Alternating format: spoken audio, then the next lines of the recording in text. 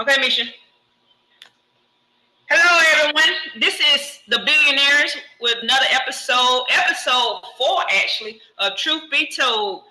And the name of this topic is Be Unfuckwithable. Breaking the nice girl habits to master confidence, self-respect, and worthiness.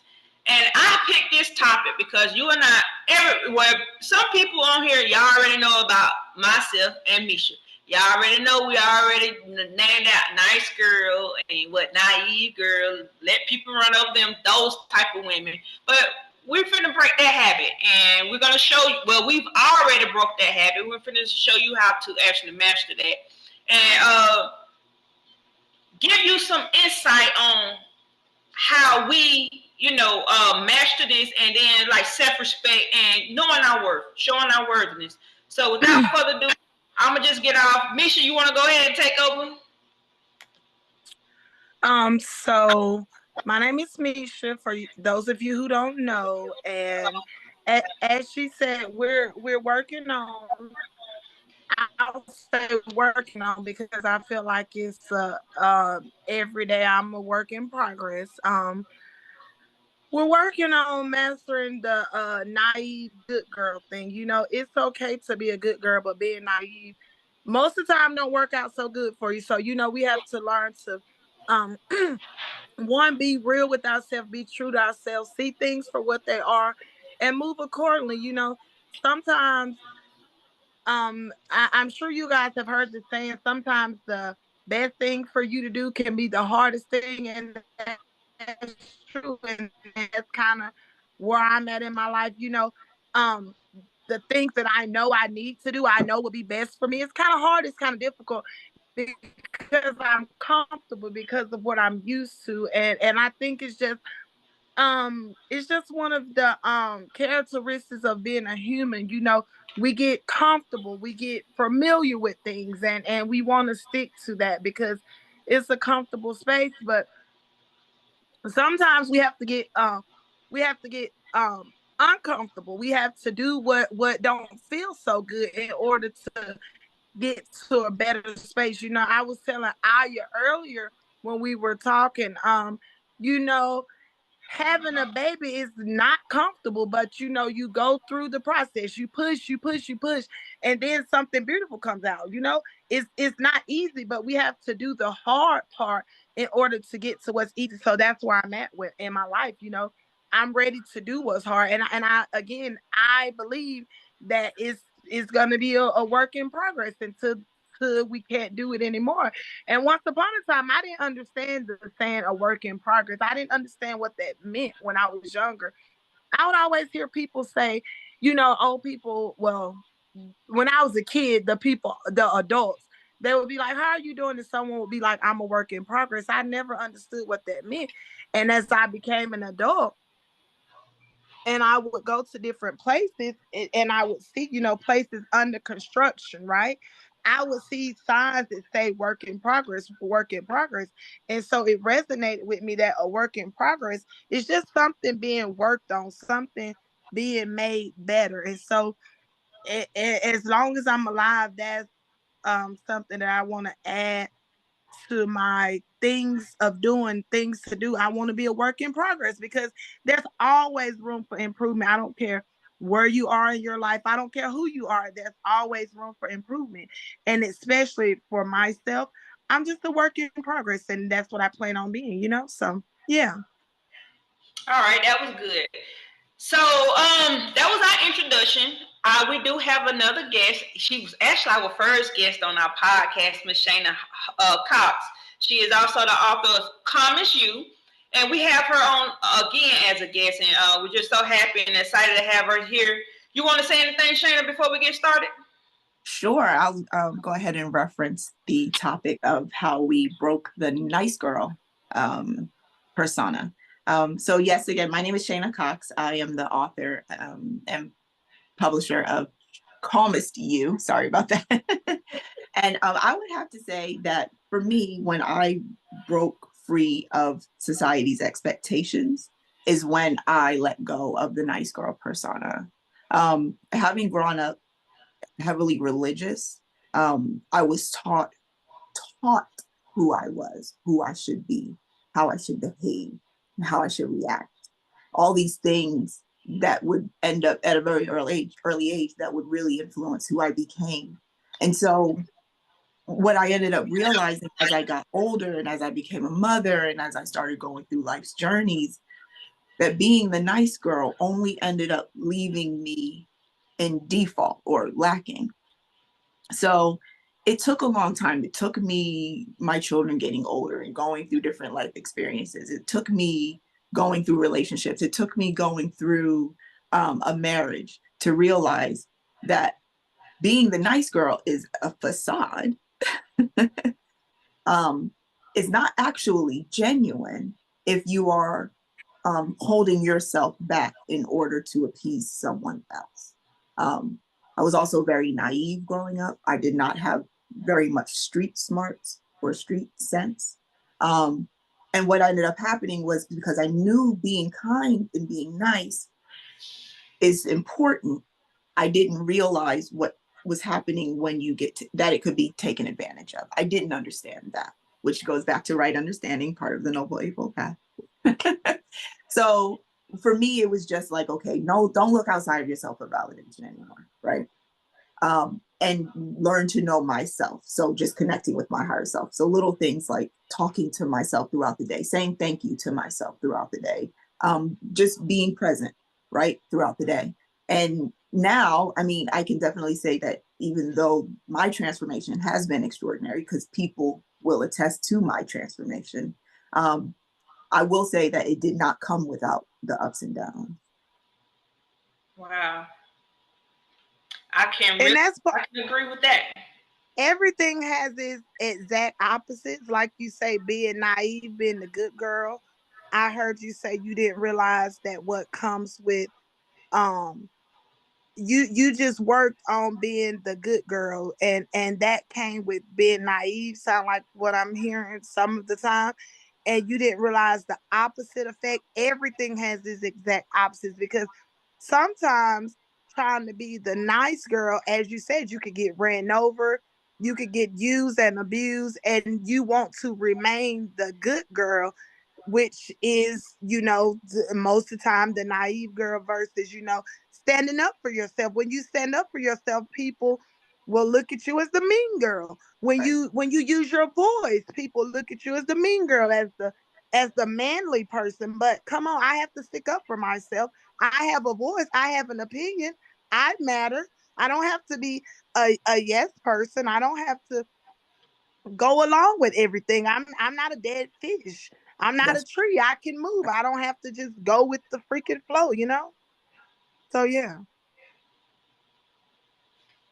Yep, that's good. And so, what you all have heard are the stories of Misha and Shayna, right? And I wanted to spend a little bit extra time on this introduction because I don't want we are human. We have human experiences, right?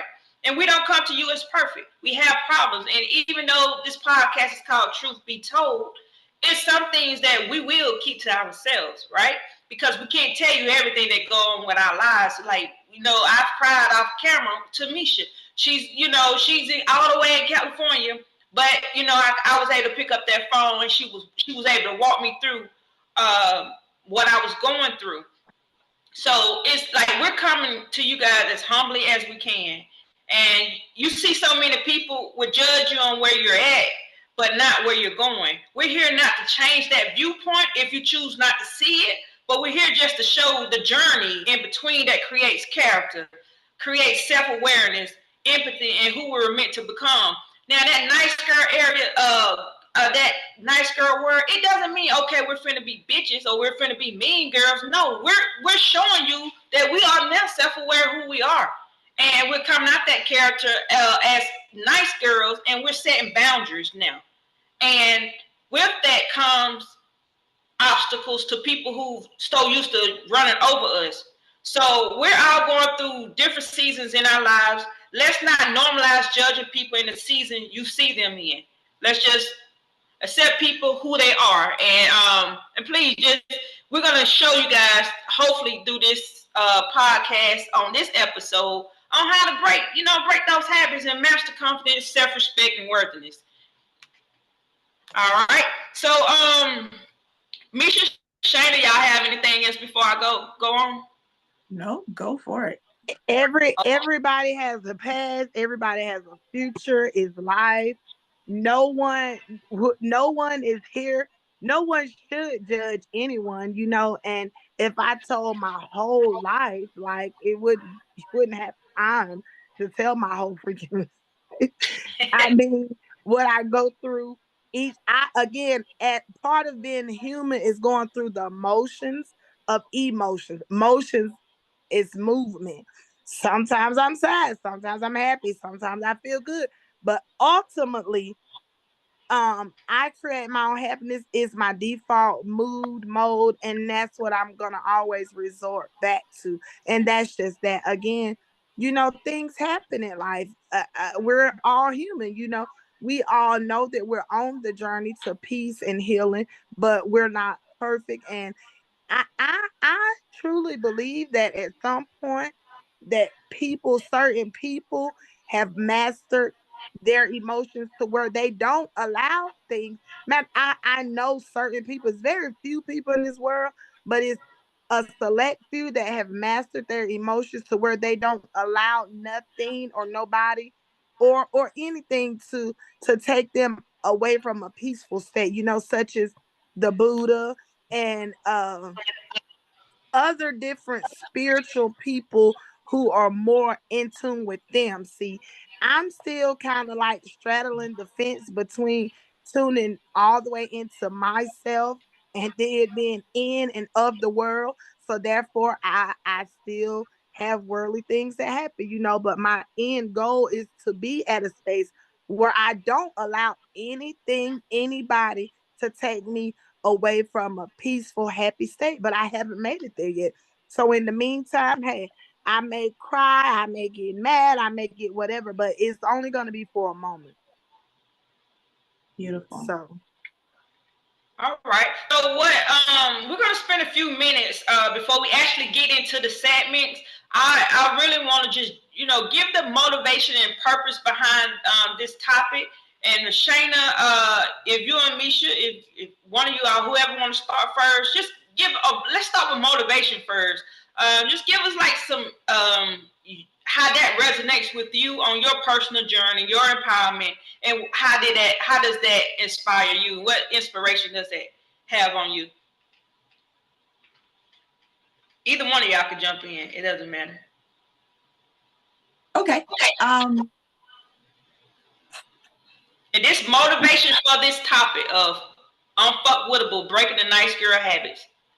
Want me to go, Shayna? Well, it doesn't matter. Well, go ahead. I look like you were thinking. Go ahead. Yeah, no, I am thinking because in order to be empowered, you do need to find inspiration, right? And I make everything. I'm just going to take it to today. A lot of our young people are looking for inspiration. I mean, we look to our celebrities, our musicians, our basketball players, football players. We look to people outside of us for inspiration all the time. So I'm gonna bring it back to looking to yourself for inspiration, right? Your body heals itself, right? We are we're this existence is beautiful. You have wonderful things about you that are lovable and unique and authentic.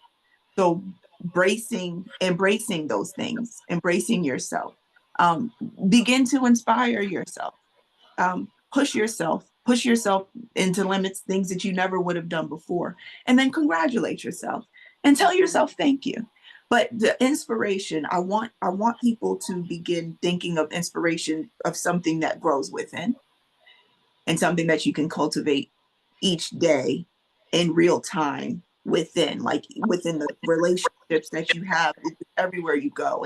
And also I want to say, also just a side note, make sure that you get to know yourself and forgive yourself. Because again, if there's something holding you back, and only you know what it is, right? It could be something big that you did or something light that only you know. Letting go, right? The art of letting go and being not attached. It brings full fulfillment, really. Misha, what was the guy in Rome? What did he say? That was so powerful. I could say it, but I want you to say it the way you told me about Ashley not letting things. So this guy, I heard him speaking to someone else, and he said, I don't forgive people. I don't forgive nobody. I'm like, huh? And I'm like, how do you do that? I had to butt in on the conversation because I'm like, wait a minute, you don't forgive people? And he said, no, it's no reason to forgive people. He said, because I don't allow anything to bother me to where I have to forgive. And then I said, okay, I like that. He said the energy and effort that goes into forgiving and letting go, I don't have time to do that because I'm too busy trying to do other things to benefit me, to better myself, to better my life, to better my family. So forgiving a person, getting over, thinking about letting go. He said I don't have the energy to put into that. So I said, okay, so I took it as if forgiving is letting go, detachment. Okay, again, everything has this exact opposite.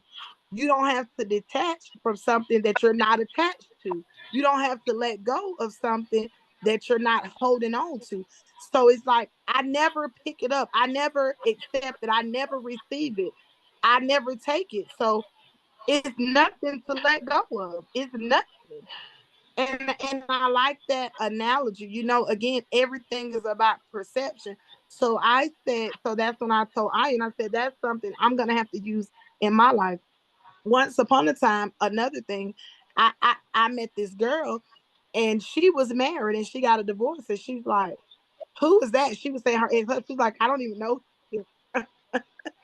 And I'm thinking, what is wrong with you, girl? But again, we have to tell ourselves things to make our life more easier. As you said, Shana, it's about going within. And once we go within, whatever we come out with, it's like sticking your hand in a hat or a bag. You don't know what the heck you're gonna get out. But Woo. whatever you're gonna get out, you have to deal with it, right? That's It's in your that, hand. that's So right. so I'm glad we're having this conversation because the guy told me that. And for the past couple of days, I've been, I walked, I met another guy. My little time in Rome, it weighed on me hard and heavy, right? It's like all the work that I've been doing, I've took like 100 steps forward to take 200 back. It's like I got to start over. But guess what? The beauty of that is once you know, you know. It's like riding a bike. It's like driving a car. Once you know, you know. So I know what to do to get myself out of the funk. But That's God, right. like I met another guy. He told me he's like 65. He said, I was walking, I was feeling bad. I was holding my head down. He was like, what's wrong with you? Hold your head up. Keep your head up high. You got to be strong, sister. He said it's gonna be bumps in the road, but you can get over them. That's right. And you look up. He said you holding your head down. You'll look up and years will have passed you by. So hold your head up. And again, it's all about the concept, our perception. So I'm glad we're having this conversation because again, I've been contemplating on how I can let go, get over, get out of a situation that I've been dealing with for years. Shit. I just I've removed myself from it by being miles and miles away, but by going back to Rome, I put myself back in the same situation around the same people. And so it's weighing on me all over again. But I'm reminded of what the guy said. It's nothing for me to let go because I'm not even gonna grasp it. I'm not even gonna uh pick it up. I'm not even gonna hold on to it. So guess what? I have nothing to let go of. So and that's what I'm gonna tell myself. So yeah. Yeah, you definitely have to psych yourself up in a lot of different ways, you know. Yeah. But that's okay. I think letting go is non-attachment, right? And so we should be in a state of non-attachment, and we should be teaching this to our children very young. We should have been taught this very young. Unfortunately, we haven't. So Right. there, and yes, and it's true. We do attach energy to people, events, and so forth and so on. So when it's time there are to let go. there are injustices that are put on us too, in a way that's wrong. So we do also have to forgive, even if it's not just ourselves or the other person. It's forgiveness just means letting go of the energy that you attach to it, right? So that's what I mean. And the guy that said that, that's wonderful, because he doesn't have the attachment. But so many of us, because our emotions, I mean, we come out of the womb. Well, I don't really think we come out of the womb crying, but unfortunately, it seems like we do. But we come out of, emotions is our base nature. So if we're not taught very early how to understand them and how to, then yeah, it will get out of control, and we'll be attaching different things. And then we'll be 40 years old wondering how to undo all of it. So yes, the goal is to be with your children, with my children, with people. We want to be teaching non-attachment. We want to be teaching, okay, my daughter gets a scrape. It's the end of the world. And I'm like, okay, honey, let's evaluate the the situation. Does that level of emotion, is it required right now? And then she'll be like, but it hurts. And I'm like, oh yes, it hurts. I understand. Well, okay, let's deal with it. Let's clean it off. But bringing the energy, being that balance. That's it. That's it. Ultimately, you just want to be in yourself and towards others, with your children, with the balance, right? So if they're coming in hot, you want to come in and balance everything out, right? And then it kind of just, it all goes together. And I was listening to you. I had to go get a heater because I'm getting cold. My feet stay cold, so I had to go get me a little floor heater real quick. But I was listening, and I was listening how you say what you have to tell yourself. I was telling Misha today before we got on. I was telling her and then this is another reason why people think like I'm this nice girl or naive person, because I alchemize things that disturb my peace, and I turn it into something positive. And not only that, but I tell myself, even I used to say I don't trust people.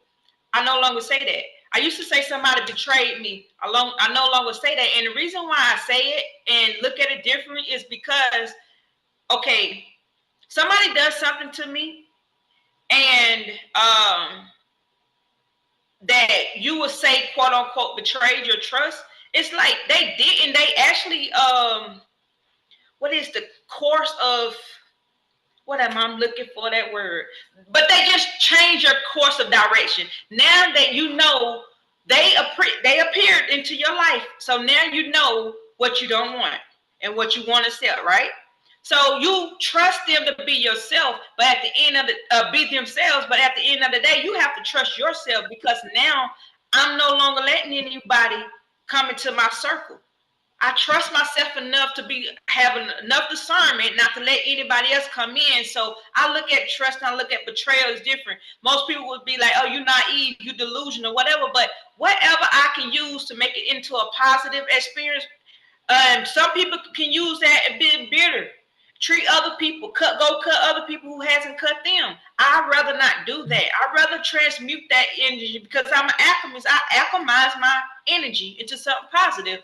That's how I, live my life, because I'm 46 years old. I didn't have a good childhood, right?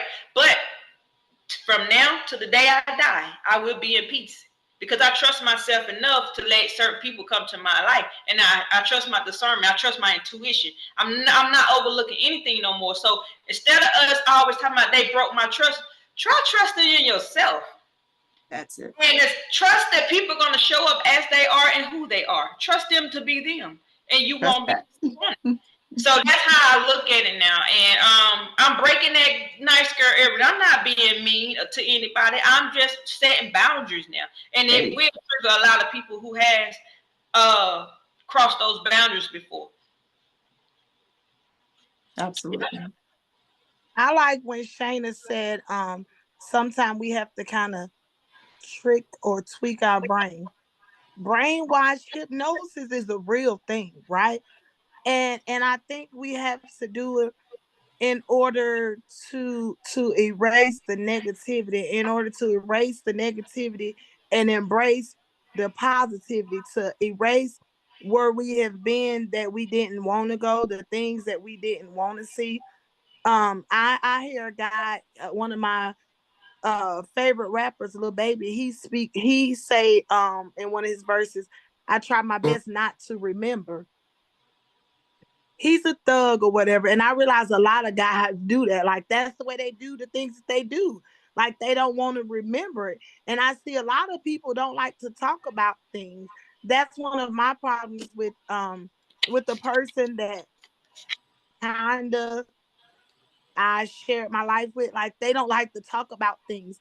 But I always look at, like, how can we move forward? Like, if us three ladies had an issue, how can we move forward without talking about it, without sorting it out, without it's kind of like organizing, getting, figuring it out, and now getting on the right track. How do you move forward without talking about it, without sorting it out and getting past? It's like you kind of have to talk about it, because when you sweep it up on the rug, excuse me, per se, or just forget about it, then it will easily come up again, because we haven't addressed the issue.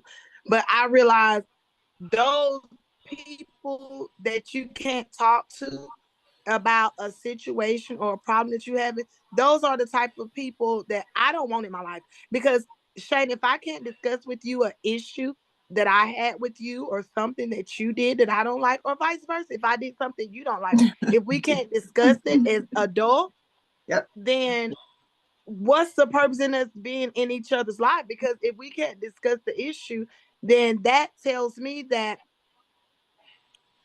you're not willing to fix it. Okay. That's And the brainwash thing, the telling yourself, is something, that works, but we have to lean towards that. But I can't tell myself, oh, Shayna is a good friend. I can't tell myself that, let's say, uh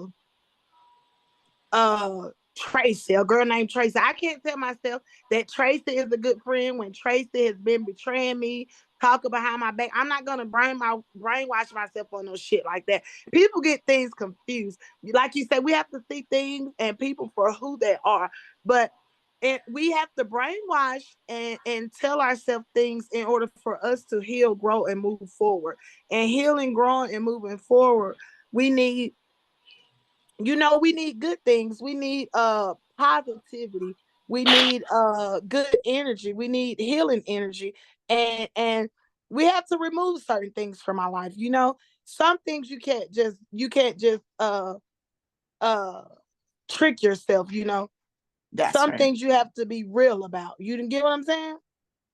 I was gonna say what you were mentioning, with the fact that some people aren't ready. And if you're not, it's just a little bit of feedback. Sorry. Okay, so okay. Yeah, some people aren't ready to admit. And I think, and I really think, because when you go back to the 12-step program for, Alcoholics Anonymous, the very first step is admitting you have a problem. And I feel like you don't have to be, have an addiction to be able to use that concept. I don't care what it is. Like, if you can't admit you have a problem, then how will you ever address it? You won't. So again, it's that internal understanding that we have to have. And so I think that once people Admit. it's the truth. It's the truth. You're digging in to find the truth, whatever that is, whatever that is. But the facade and the fakeness and that's what's on top, and that's what we can't see. We don't want to let go of. Well, I don't really love this person I'm with, but I don't want to be alone. So you know what I'm saying? But you're miserable. You're getting whatever's happening to you, or because you just won't admit the truth. It's not working, or things need to change, or there needs to be some sort of transition that hasn't taken place. So there's all these things that go on top, but ultimately, yeah, when you dig down, you should just find the truth. And if you can't, because there's stuff in the way, then you gotta go through that. You gotta dig underneath that. And then once people do, then they're willing to deal with it. But if you can't even get to that first part of maybe there's something about me I need to look at, if you can't if you can't even have that conversation with yourself, then that's the person who's not ready. So do you keep yourself and your energy get pouring into people who are not ready? You almost can't, unless it's your babies, right? Unless it's your children, somebody that you just have to do. We got to look out for our kids. But other people, but listen, I thought I had a lot of kids. I got 4. But to have 8, how much energy that requires. So you really need to make sure that it's only going in the places that you have to put it in. Because again, we only have 24 hours in a day. So the people who are just pulling the energy that you need to keep and hold on to, those people you do have to. And it doesn't mean you don't love them anymore. It doesn't mean you don't care about them. It doesn't mean you don't like them or don't want to be around them. Again, like she said, boundaries. You have to set boundaries for your energy, right? If you had a farm or a piece of land, usually people put fences around so that people, everything isn't just coming in and taking, because that what you have is really meant for that group that you're supporting. That's energy too. Okay. So everything applies and everything, it still goes together. So that's what I would say. And listen, I've got friends and we speak every few months, or we don't love each other any less, because guess what? Shayna has a lot of stuff Shayna's working on right now that I'm trying to figure out. And then so are they. So giving each other space, the people you love and care about the most, just give them space to grow. Right.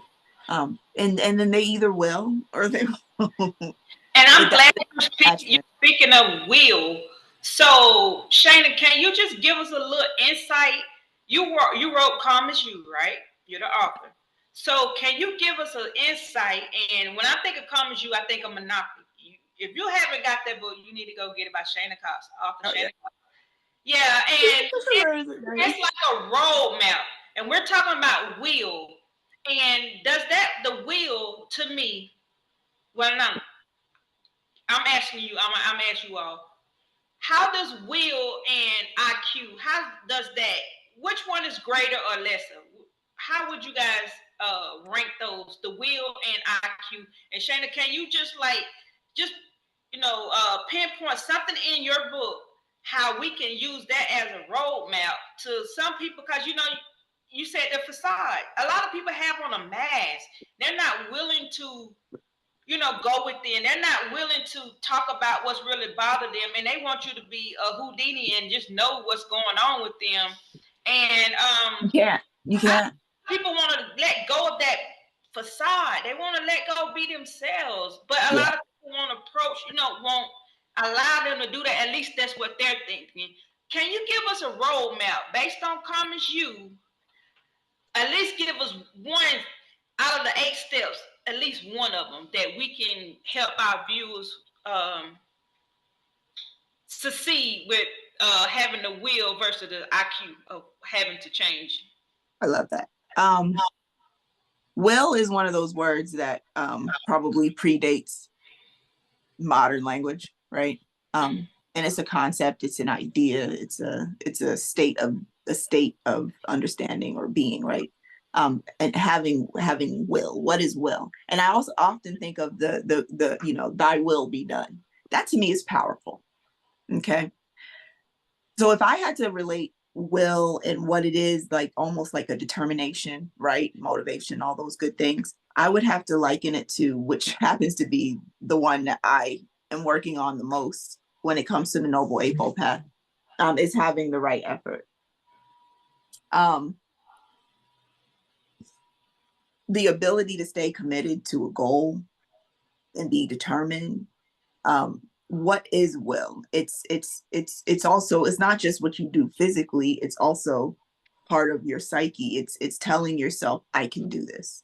It's staying diligent, right? It's being patient and allowing time to take its course, right? Again, there's 24 hours in a day.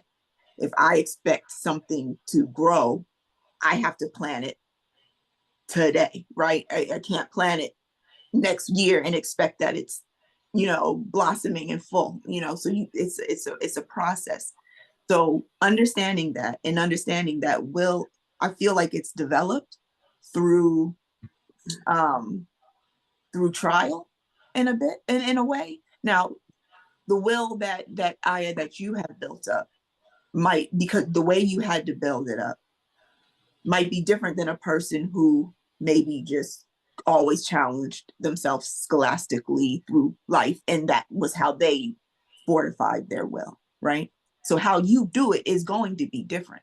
But I feel like at the end of the day, the will is just that thing that keeps you going. It's the thing that gives you a reason to wake up tomorrow, right? Do you see that we all have that will? Of course. No, I don't.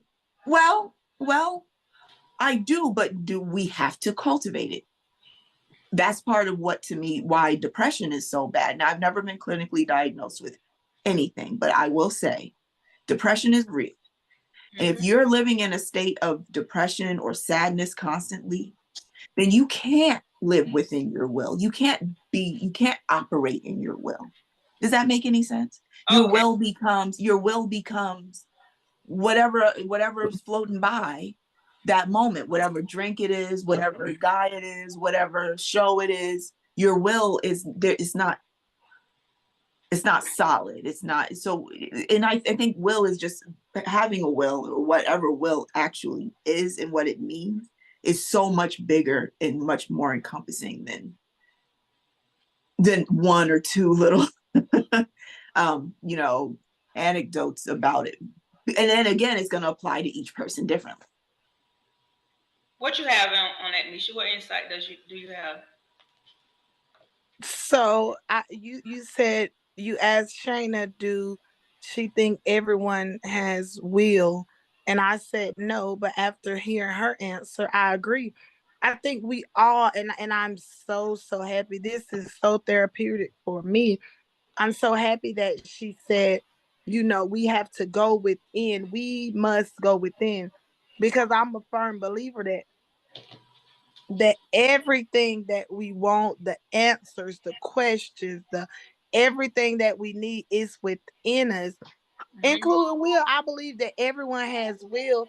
It's just, as she said, it's just about cultivating. It's just about diving in to get it. You know what I'm saying? First of all, you have to realize that you need it and you want it, because piggybacking off what she said, depression is real. I think that I heard a girl say that 100% of people are depressed. I don't agree with that, but again, it was the environment that we were in. I would say the environment that we were in, I would say 80% of the people in the environment that we were in are depressed. And I would say, if I had to guess, 70% of the world, because most people don't know how to deal with issues. Most people don't know how to overcome. Most people don't understand the concept of detachment. Most people don't. They definitely don't even know about. I didn't even know about what I told you. The guy told me, not even grasping, not even taking a hold of. So it's nothing to let go. It's nothing to forgive. People don't understand those type of things. We wasn't taught that. And Shayna said also that we were born crying. If you didn't cry, think about it. When a baby comes, we all have kids. We all had more than one. If a baby don't cry, they make it cry. The doctor want to see you cry. And also attachment. I've read and heard that it was studies done on newborn babies, to where when you take them from their mom, they have detachment issues. We were taught as babies to attach, emotions. Right now, that's like right now, I have a 2-year-old. If y'all come and take him away from me, that baby will cry how like he's a newborn baby. He's attached to me. Yeah. It's things that we were taught as babies, emotions, attachment, crying. These are things that we were taught. So it's the unlearn to relearn type thing. We're humans. We're creatures of habit. We do what we're taught, and when we know, like I say. And once you know something, you can't unknow it. Again, it's like riding a bike, driving a car. We all do it by default. We get in our car, we don't think, oh, I'm going to go this way to get home. We know exactly how to get there. Again, we all have children. Yeah. My youngest kids can say, oh, they're not driving, but they know how to get home. You know what I'm saying? It's like once you know, you know. So now we need to work on teaching and encouraging and empowering people, children, adults, everyone to have the willpower, to to have the determination, to have the motivation, to be inspired. I told you, I spoke to someone who told me, and I'm not gonna say the name, nobody inspires me, nobody encourages me. I'm like, what the fuck? Who are you? What type? How can you not be inspired or encouraged by nobody? But I tell you what, the person who told me that, they're often depressed, they're often down, they go through more things than the average person, and that's for that reason. Nothing and nobody inspires and encourages you.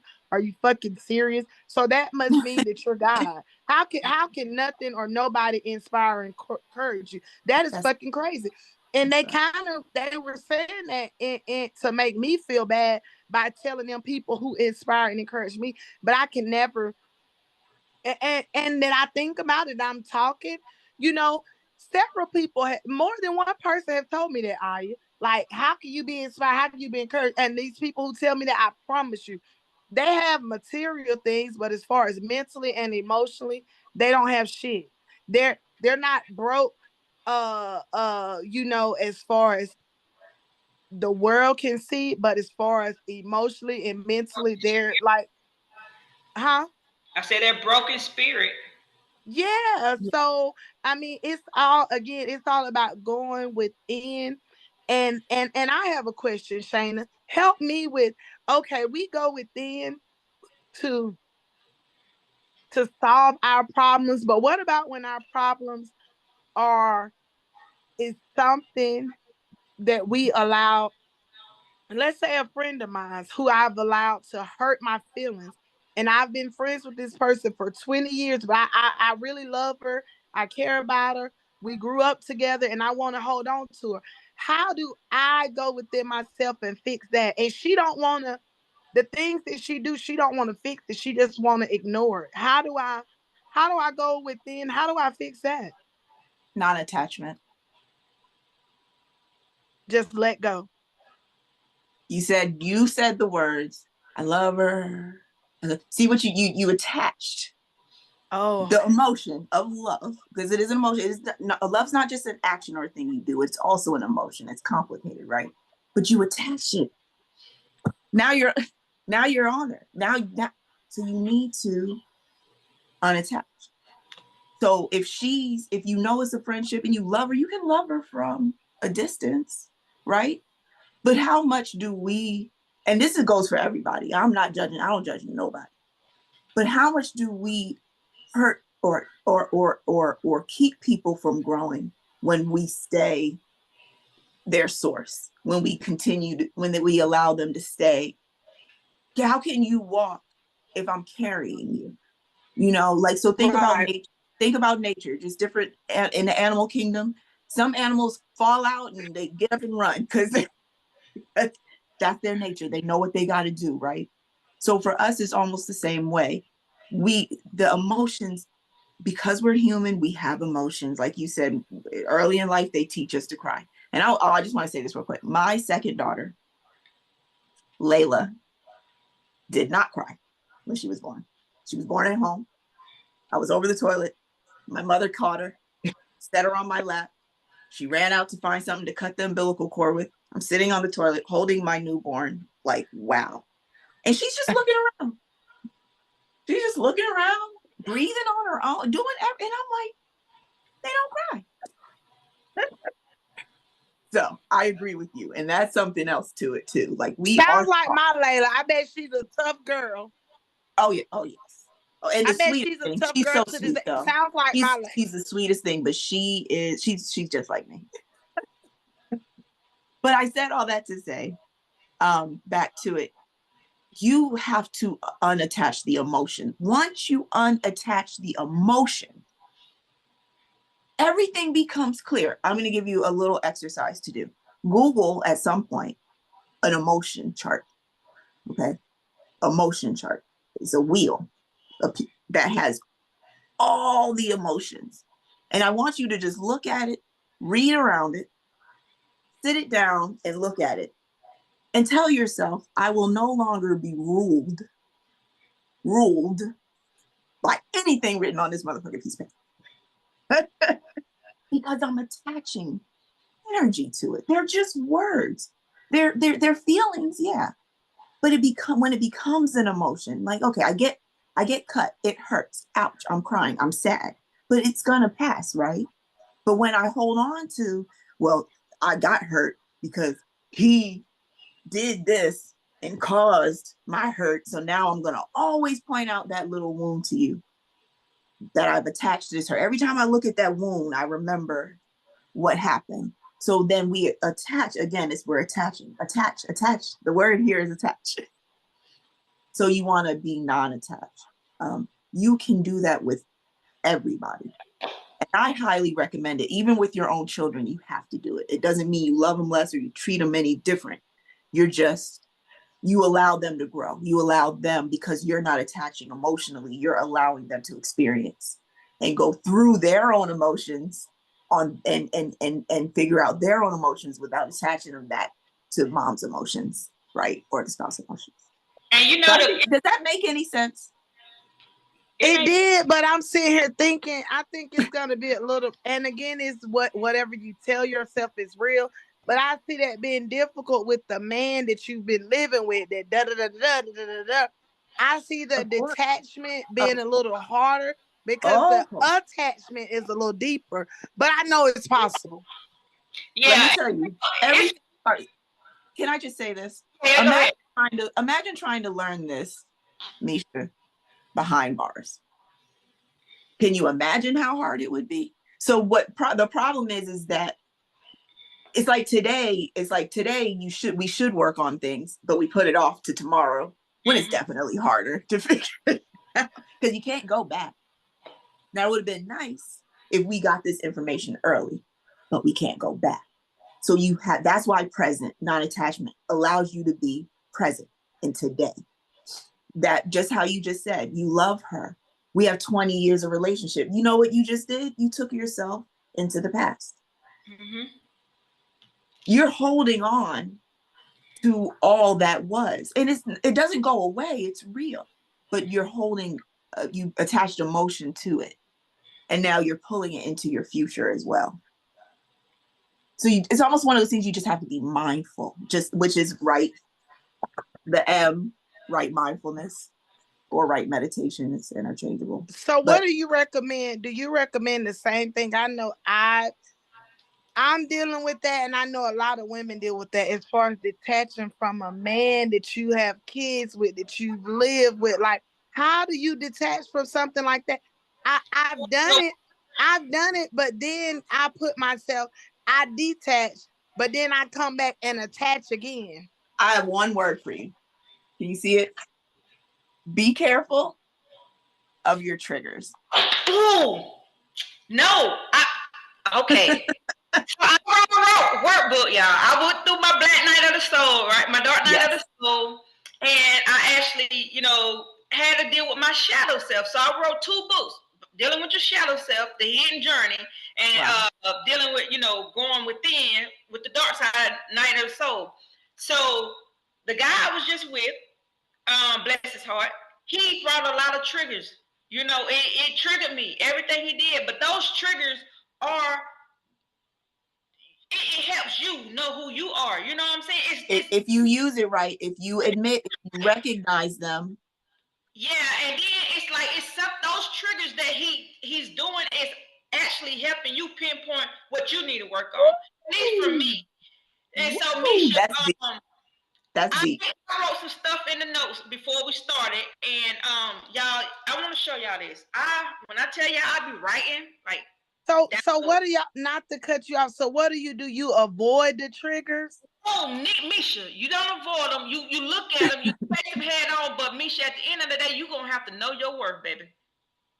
You going to have to know your worth. Right now, you loving that man more than you love yourself. And then, like, this is, and I'm telling you this because you know my 16-year marriage, what I went through, and then not the people in between, but the one I just left and my 16-year marriage. Those are two men I really loved and I thought were gonna be my forever, right? So this has been recently, and this is what I had to tell myself when I was going through dark night of the soul. You failed me the moment I had a question. You and your loyalty, because that's something he never had to do with me.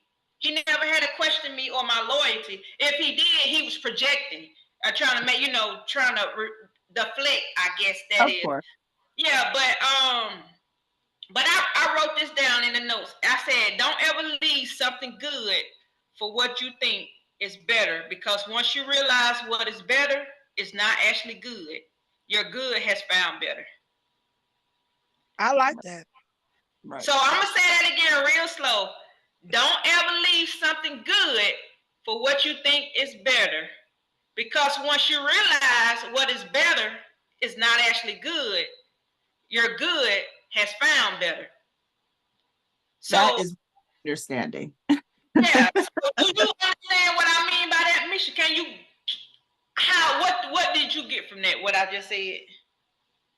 People, and it's not just about relationships. Yeah. It's a metaphor, but when you let go of something that's good for something that you think is better, what is good have actually found better. So when you let go of something, it may not be available for you once you let go of it. That's right. And you'll have to deal with what you got. So But the that's key what word is what you're just saying. What is the key word you keep saying? let go. Let go. That's all you gotta do. It's just that simple. And then take those triggers that what he's doing, those triggers, those triggers are they pinpointed what I need to work on within myself.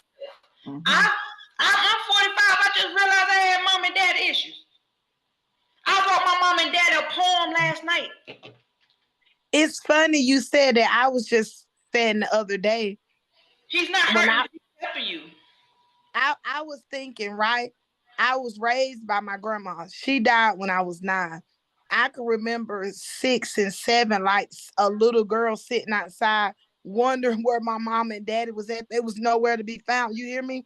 Mm-hmm. So that's one reason why I have so many kids. Like I grew up alone, so I wanted a big family. So, like you say, everything in life it means something. Like my childhood has a lot to do with my adulthood.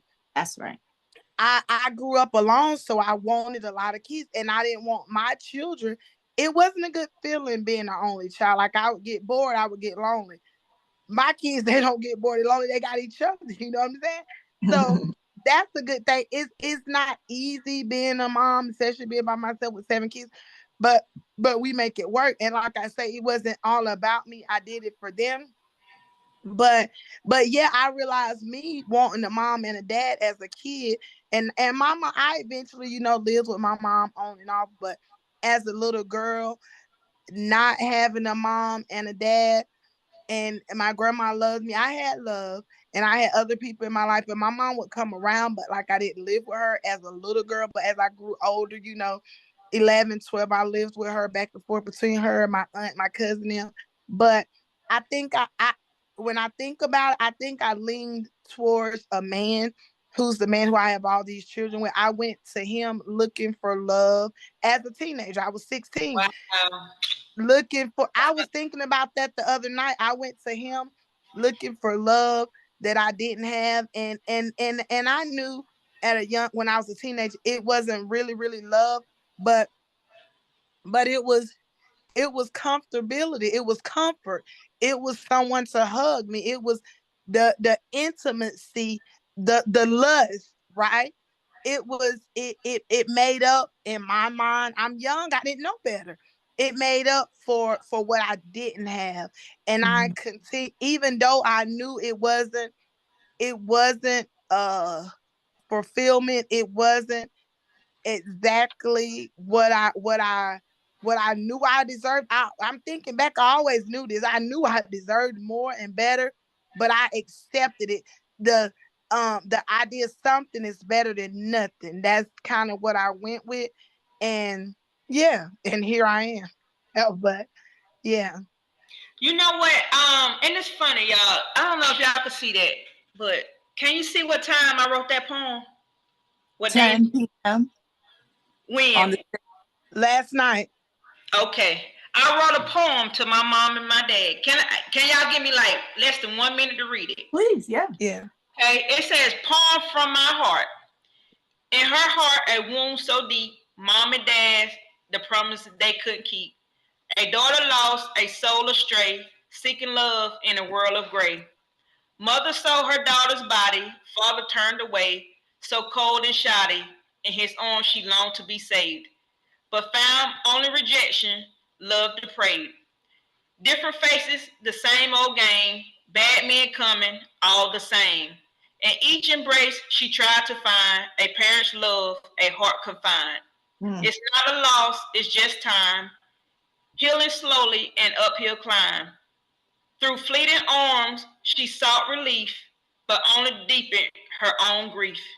In the dark, a light begins, a strength within where healing wins. Facing demons, she starts to see the love she needs must come from she. Mom and dad, their shadows wane, WANE. In her heart, strength breaks the chain. She learns to love from deep within, a journey where truth life begins. Now knowing her worth, she had to leave from a lover that her heart still bleeds. No longer bound by past cruel ties, she finds herself, her light, her guide. Her past doesn't define who you are. Your past doesn't define who you are, so don't let it keep you from being a star.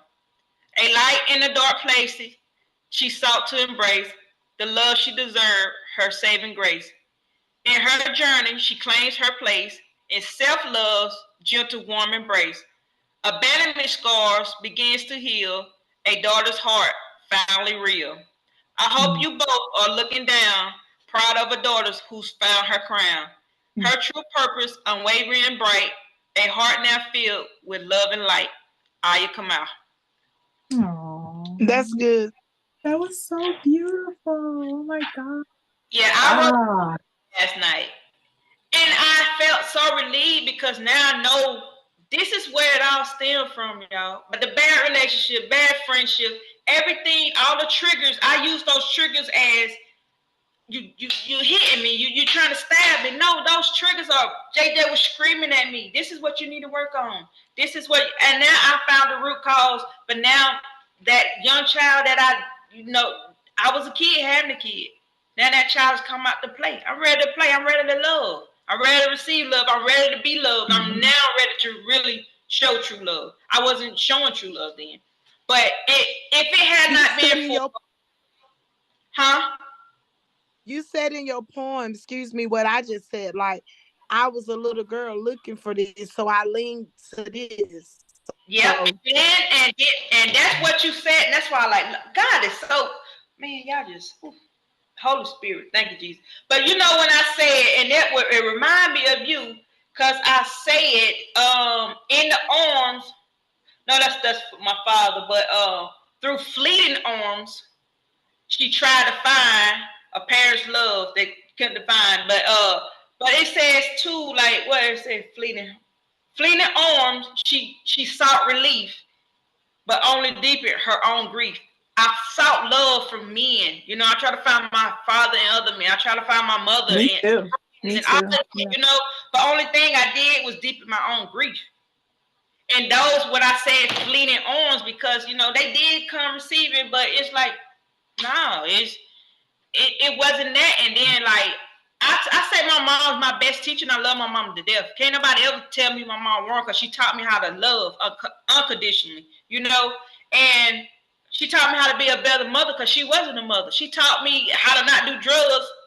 I don't crave for that, because I saw her do that. Everything she did, she taught me how not to be.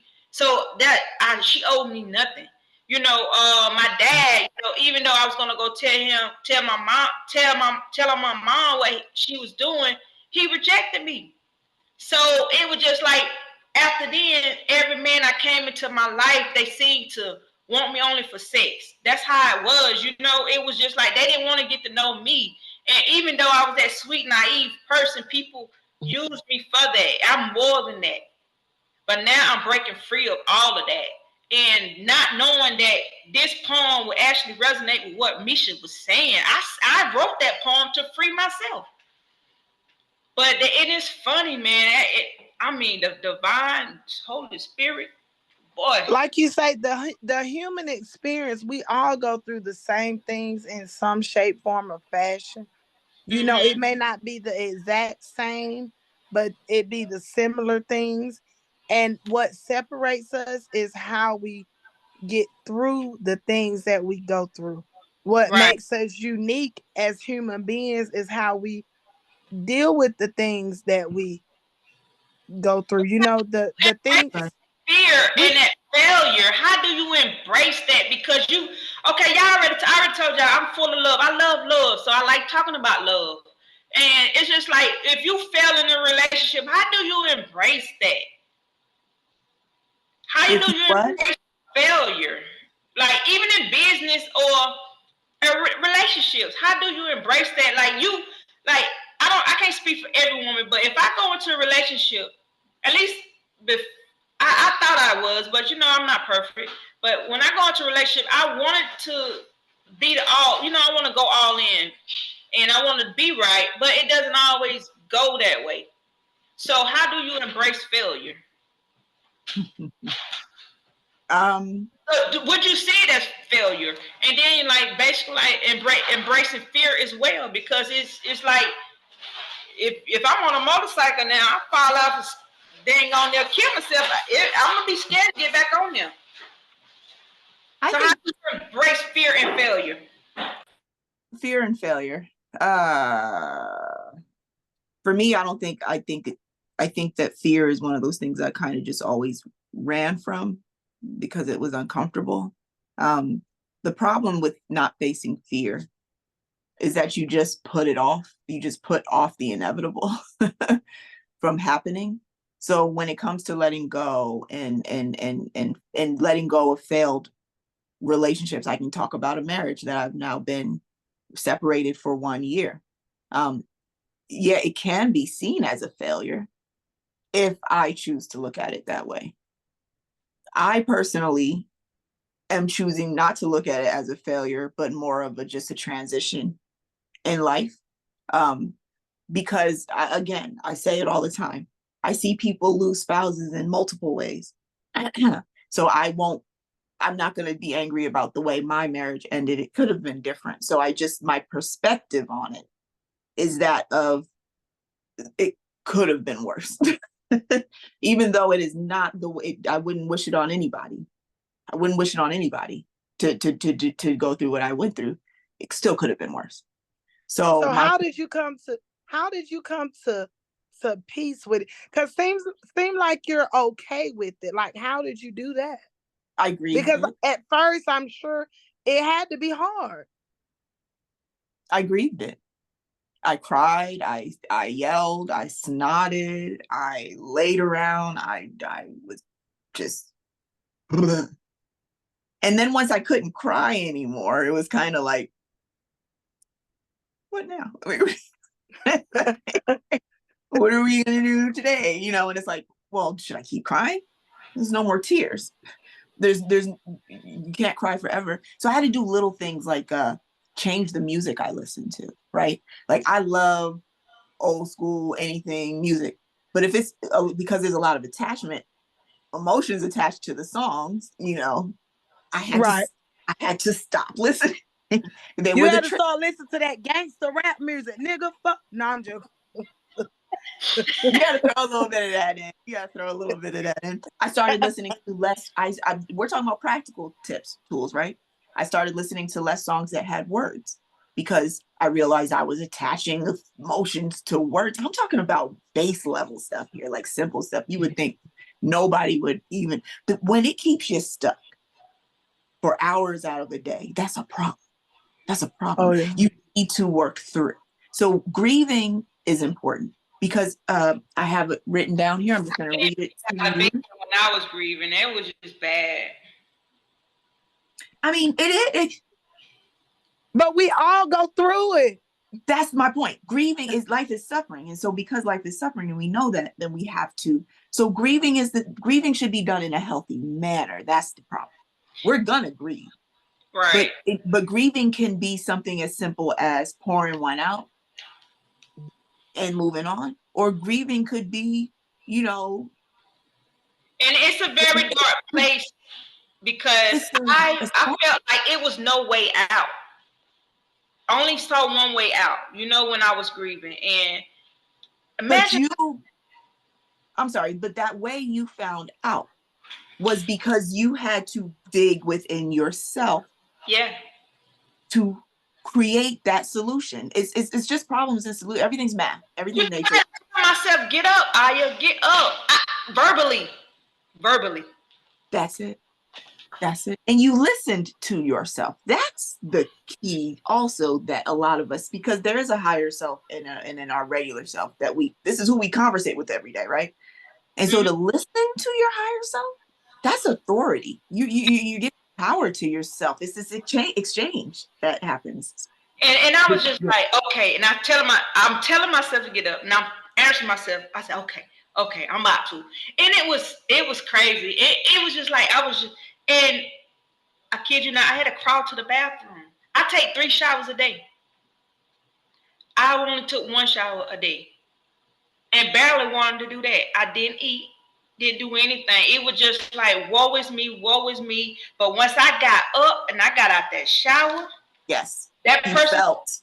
Yeah, was not the same person. And I was just like, it was just so much stuff coming to me. So I wrote this book, the workbook, Mending Hearts, on how to, it took about a month though, and then I started writing. I was just paying attention to everything that was going on instead of me, like normally I'll get in a relationship, break up. Hey, look, the attachment is on point. Bye, I'm going to the next. But I never sat with myself. That's right. Never had a chance to sit with myself, and I did that. So, with everybody and seeing all of this, and I'm not the one to post people on my thing, and I thought this person was gonna be my whole world. I started posting him. Worst thing I ever did. But Misha, I want you to answer this. And I already got the answer. I'm just asking you this. How do you deal with like negativity and criticism? How do you handle that? How would you teach the viewers on how to handle that? Because you can no matter like me, I'm not gonna tell you everything this person did to me wrong. Misha may know, but I'm not going to tell the world. But that person may or may not have made me the villain in his story. So I don't know. And he probably has made me a villain in his story. But how can you tell people how you tell people how to handle that? Dealing with criticism, and even though you're not to blame, and this person is you. I won't say you're not to blame because everybody plays a role in whatever happens. Right. Yeah, but how would you handle criticism? So, criticism is basically when someone critiques you and basically sum you up in a bad way, right? Shayna, help me out. That's criticism, right? I can look up the actual definition if you don't mind. Okay, go ahead, look it up. I love definitions, words, Me etymology, words. So let me just get the Webster, whoever's definition, just so I make sure that we are. All right. Criticism, the expression. So it's an expression of disapproval of someone or something based on perceived faults or mistakes. So you think someone is in the wrong and you express a disapproval towards them. Okay, so if someone expresses a disapproval towards me, I go within and I check myself, like I seriously do this. I'm like, um, um, well, did I do this? How can I fix it? Where did I go wrong at? And I see the other person's perspective, but most of the time, and I'm not perfect, but I pride myself in, treating people right, doing right by people, loving and caring people. Like I pride myself on doing that, right? So here lately, situations that I've been in and I've been criticized in is people not seeing the whole story, because there's two sides to every story. And I often have been telling myself, like, just, I that's where okay, so boom. I was criticized in a situation, right? And I didn't and I had my role in it, but I wasn't all the way wrong. It's the other party not wanting to be all the way accountable. And in every situation, my uncle taught me, he'd say, Nisa, in every situation, somebody has to be the bad guy. When something goes wrong, someone has to be the villain. Somebody has to be the bad guy. That's why it went wrong.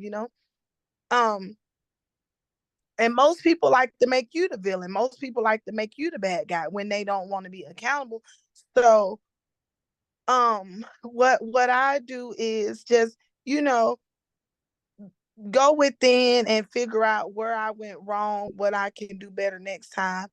And I've been telling myself, like, the truth comes to the light. Just sit back and it'll play out and people will see the truth. Because in a situation where I was perceived as the one to have done wrong, when I know, like, I've only tried to be, like, a good person, a mother, a lover, and a friend, and I've been perceived as a problem causer, when that's definitely not the case. So what I've been telling myself is, and what I can tell the viewers who are listening, if they're in a situation to where they know that they've only been trying to love and care and be a good person, and they may have their role in it, as far as feeding into the drama, feeding into the negativity. Yes, I've done that, you know but if you just sit back and again, we all have our story, right? Everybody has a book,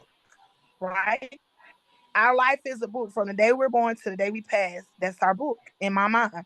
And if you just sit back, the pages will turn, and people will be able to read deeper into the story. So, you can't make people see your point of view. You can't make people like you. You can't make people love you. But if you just sit back and be patient, people will see what's real. People, they will. And that's where I'm at right now in my life, and that's my advice. Like, if you've been judged or perceived to be in a way that you don't agree with, and that really don't align with who you are, and the journey that you're on in your life, if people see you in a light that uh is not who you are, just sit back and people will see the truth. So that's my advice. Just be patient. Shane, I have something for you and your Okay. book, or the Noble Eight. Yeah. So commitment and emotional intelligence. How would that fit into the Noble Eight? Emotional intelligence and commitment. Yeah, like, okay, the importance of seeing things through to completion, and understanding that high emotions can impair logical thinking. Like, okay, if I'm upset with someone, that really impacts my logical thinking. I'm not thinking clearly. How can I use your book as a role map? Yes. Okay, go ahead. If you see what I'm. So absolutely. So the Noble Eightfold Path is a simple concept because it's all about understanding the right way to do things. I love using that terminology too, for the simple fact that a lot of people will get caught up in, well, there's no right and wrong. Right. But there is. There is. So where there isn't, that's the dichotomy, right? Every hot, cold, up, down, blah, blah, blah. But so what's simple is complicated, and what's complicated is simple. When it comes to, I'll use the story real quick. Say it one more time. What's complicated is simple, and what's simple is complicated. It's true. It's the dichotomy, right? So I'll say it this way: when and I'll use my personal experience. So when I was before I got married, I operated only in a state of emotion. But I'm a happy person. I want everybody to get along. So for me, it kind of made sense to do. But that goes back to the good girl, naive thing, right? So it wasn't until I met my spouse that I learned emotional intelligence. That's because he's a software engineer who we used to sit up for hours and hours and hours at night. And I used to watch him code. And I used to ask questions like, how does that work? What is logic? What is it? I mean, I asked every question I could think of. But what it taught me was you need both. See, I didn't just say, oh, let me adopt this logic mindset and just do away with emotion. You need both. So that is what emotional intelligence is. And I put here just gain emotional intelligence. You'll understand the use. You'll understand the use and necessity of emotions, right? And when you use them, how to control them and how to understand their range. Because again, emotions have a great range. That's what emotional intelligence is. Mm-hmm. Not acting like a toddler, right? who you can't tell them anything. It's being able to say 1 + 1 is 2. And and good is better, but good plus wrong could end up either way, and bad plus bad usually isn't going to end up good. So it's just kind of having a basic understanding of the world. And then you asked something else after the emotional intelligence. That's what I asked. Oh, okay. Yeah. You got it. You got it pretty good. And you're saying that.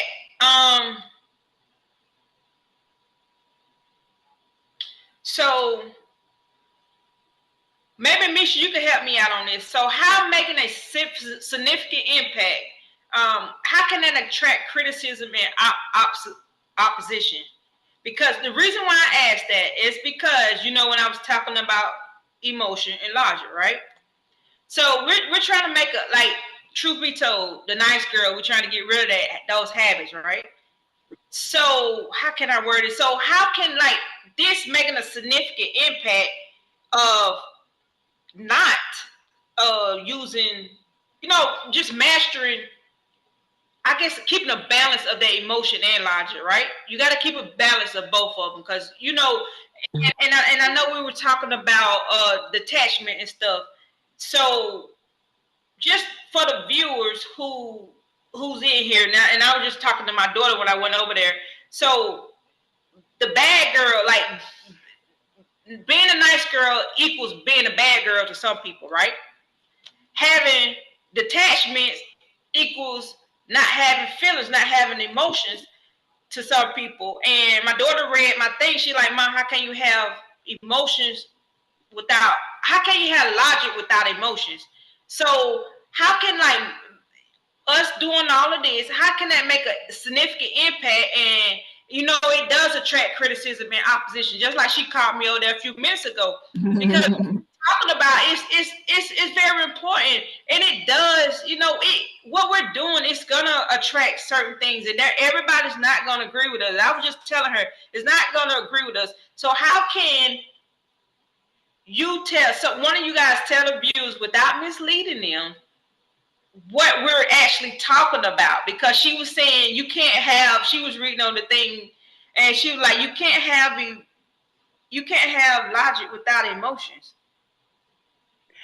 Honestly, I'm going to tell you what a guy taught me, and he's a very, very smart guy. And when he said this, so I'm glad you said this helped me. I was on the verge of sliding into the slope of depression, okay? I was laying down. I was heartbroken. I was, oh, why me? Why me? And then I asked him, how do you deal with heartbreak and getting over somebody you love and care about? And he told me, he said he think logic over emotion. And I said, huh? He said, most people say that I don't have emotions. He said, but I have emotions and I've loved. He said, but when I think logic over emotion, I think about the overall situation, and I looked at the overall situation versus just being all emotional. And once he told me that, I'm like, you know what? That makes sense. So while I was sitting here drowning in my own misery, like I said, I would get up and do stuff to get my mind off of it. But when I'm in behind these four walls, I would be all in my emotions, all in my feelings. But once I looked at the logic side, well, I looked at the facts and the details. And so once I looked at the facts and the details, then I removed my emotions from the situation. So Right. once so like kind of like Shayna saying, like it's like going within. And once you go within and you look at all the details and all the facts involved, then you remove your emotions from the shit. And and this is making me poke my chest out. Cause again, I'm kind of like in between, like I'm kind of like still fucked up. And I'm gonna be honest, because I went and had sex with this fool. I hate I did that. That's and sex can be, women see sex at we tie our, most women, sometimes we don't, but most of us tie our emotions to sex. And some people just do it for fun. I don't do it for fun, especially with somebody I've been with. I do it with deep emotion. And that's why, like I say, I'm kind of like on a seesaw of my emotions and logic. But I'm glad I'm speaking on this, because what the guy taught me, like when I step back and look at all that I told you, that's being logical. Logical is like looking at, like really, really thinking and using common sense of the overall situation. And when you do that, you remove your emotions from the shit. Because You our have, emotions, you have to. as Shayna said, when we put our emotions in it, that's what make us that's what make you slump your shoulders and hold your head down. But when you think of the logic, you like, hold up, like this da da da Like da, you this, know what I'm this saying? they don't So add up, or this the calculations. Wait a minute. yeah. That's And what that's what the guy told me without explaining. He said, you got to always think logic. He said that's why he don't have heartbreak. That's why he don't get sad and depressed over relationships that don't work out. He always think logic over, and he's a very, very smart dude. He said he always think logic over emotion. And that comes with detachment as well, right? That doesn't mean that your detachment is absent of love. She missed the first part of it. So she was just reading through the thing. yeah. And that does not mean that detachment is the absence of love. That does not mean detachment is the absence of emotions. That's right. You're using more logical things about it. But yeah. Okay, she's listening. But anyway, thank you, Misha. I appreciate it. But I mean, like my kids, they'll check me on some stuff. Like, Mom, this ain't making They sense. should. Yeah. Can I just say really quickly to that? You were talking about criticism earlier. We have to also welcome criticism too, and then keep the constructive criticism, right, and throw the away. So I've kind of gotten to the point where I can take criticism and do exactly that. Now, if it's something, but I have to go within to see if it's something am I throwing away something I really need to be considering and resonating on, right? So again, if somebody walked past me and been like and was like, "You ugly," I would be like, whatever, because I'm not gonna take it, I'm not gonna receive it, I'm not gonna think about it. I'm just gonna block it. And so that's almost what you have to do, is take what's positive out of the criticism that you need to hear. Your daughter, for example, coming to you and asking that, she's just asking you how to explain it better. Right. Yeah. And that's causing you to have to think through the mechanics. Okay. I couldn't even get it out how I wanted it, but Misha answered it absolutely great. And it's funny, Shayna, because we're on the last page of the thing, and you're talking about attacks, right? So the thing is, how to use a text as motivation to strengthen your resolve and commitment. What? How did I write that? How to use a text as motivation to strengthen your resolve resolve and commitment. I don't even know how I wrote this, but anyway, how do you use it as motivation? I don't know. I'm sorry.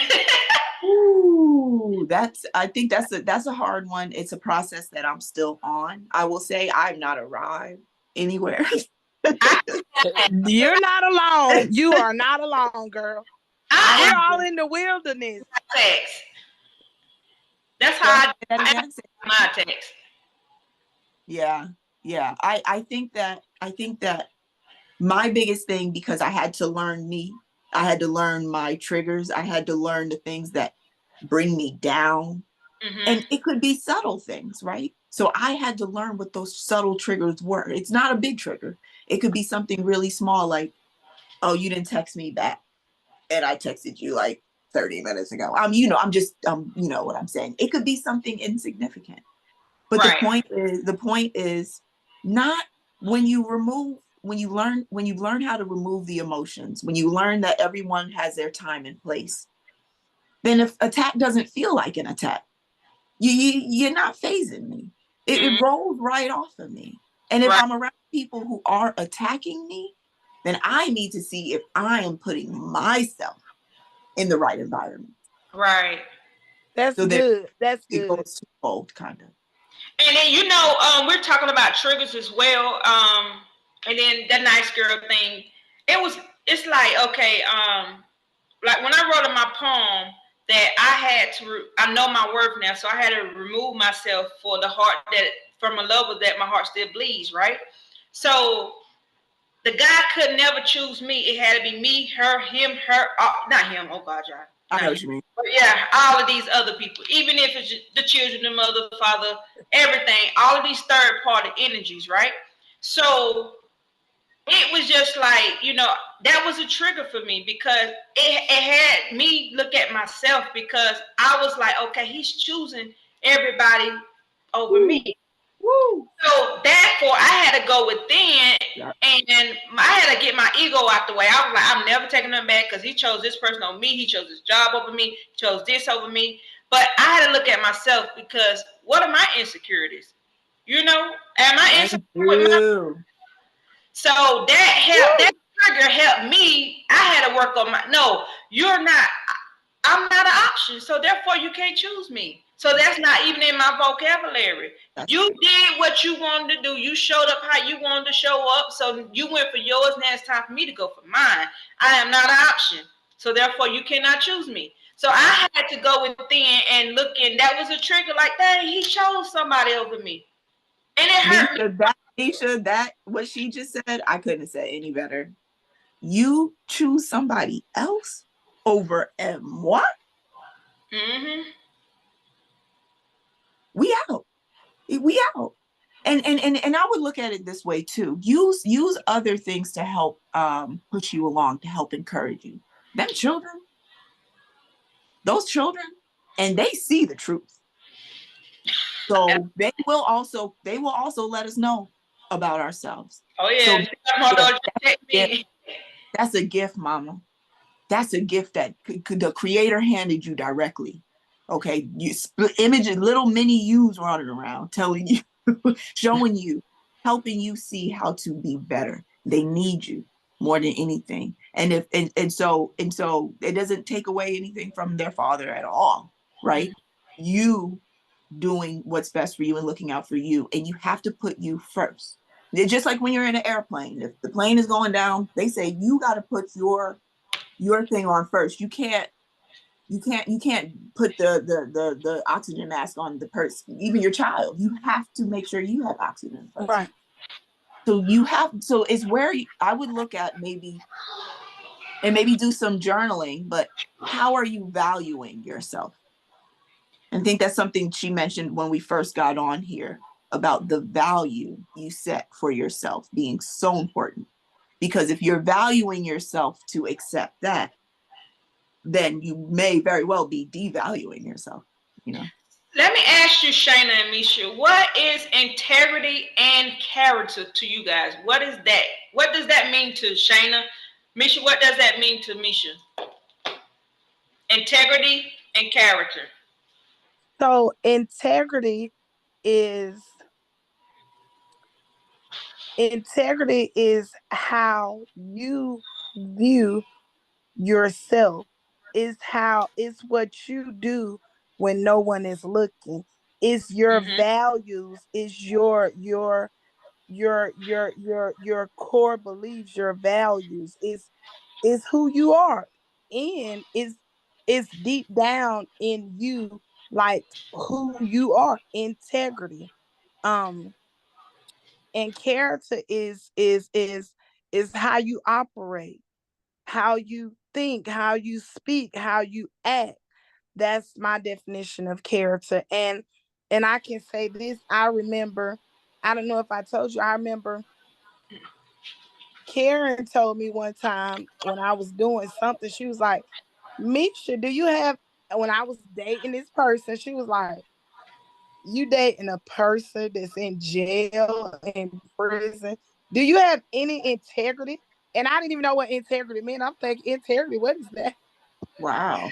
But but now but now I realize like what she meant. Like what do you think? Like what are your values? What are your beliefs? So Yeah.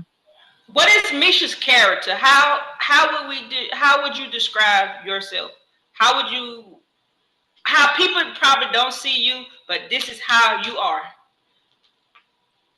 I'm a loving, caring person who I just want peace, happiness, and joy is everything to me. I like nice things. I like shiny things. You told me the other day that something about me being materialistic. I like material things, but that, like with or without them, they don't make me.